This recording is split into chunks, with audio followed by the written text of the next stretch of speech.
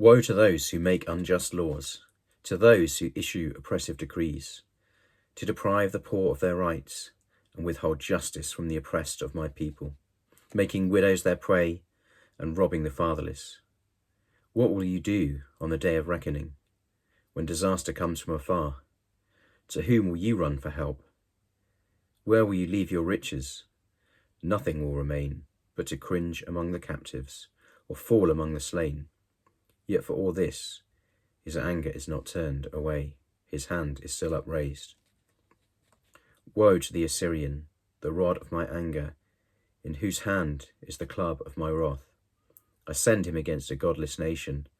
I dispatch him against a people who anger me, to seize loot and snatch plunder, and to trample them down like mud in the streets. But this is not what he intends. This is not what he has in mind. His purpose is to destroy, to put an end to many nations. Are not my commanders all kings, he says. Has not Calno fared like Carchemish? Is not Hamath like Arpad, and Samaria like Damascus? As my hand seized the kingdoms of the idols, kingdoms whose images excelled those of Jerusalem and Samaria, shall I not deal with Jerusalem and her images as I dealt with Samaria and her idols?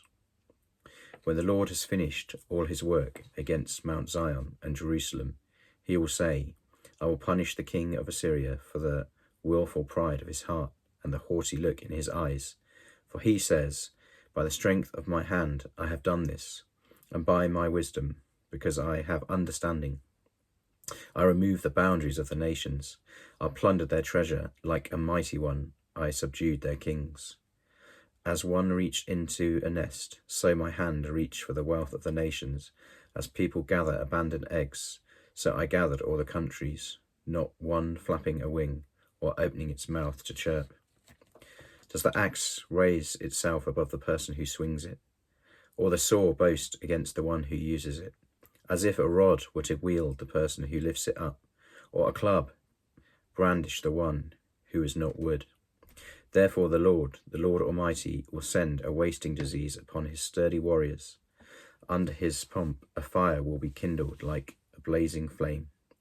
The light of Israel will become a fire, the Holy One a flame. In a single day it will burn and consume his thorns and briars.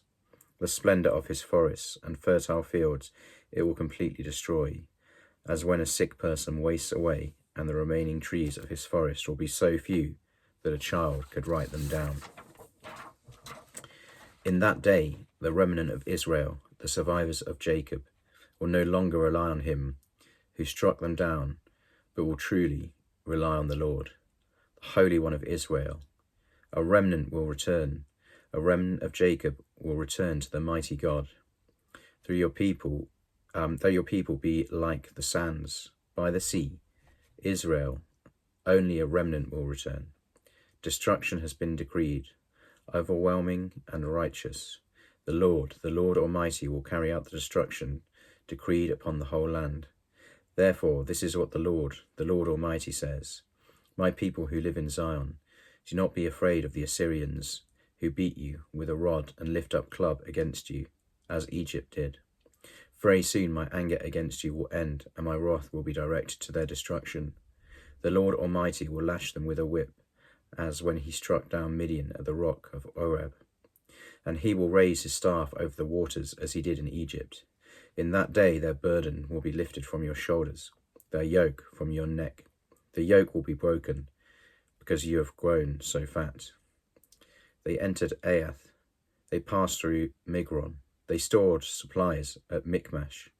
They go over the pass and say, we will camp overnight at Geba. Ramah trembles. Gibeah of Saul flees. Cry out, daughter Galim. Listen, Laishah.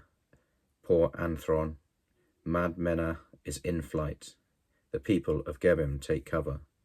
This day they will halt at Nob. They will shake their fists at the mount of daughter Zion, at the hill of Jerusalem. See, the Lord Almighty, will lop off the boughs with great power.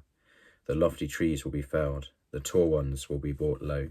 He will cut down the forest thickets with an axe, Lebanon will fall before the mighty one.